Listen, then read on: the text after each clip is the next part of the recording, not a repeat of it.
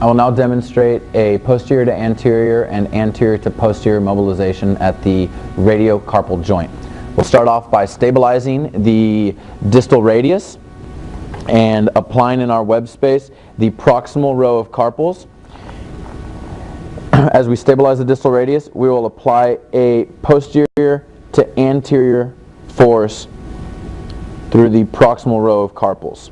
This is a great technique to facilitate extension at the wrist.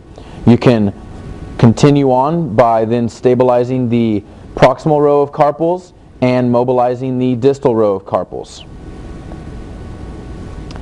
To do an anterior to posterior technique, we will ask the patient to supinate their arm. Again, we will stabilize the distal radius and apply in our web space the proximal row of carpals, and now we will go from an anterior to posterior mobilization.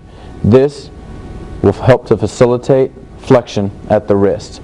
Again, you can then stabilize the proximal row of carpals and mobilize the distal row of carpals.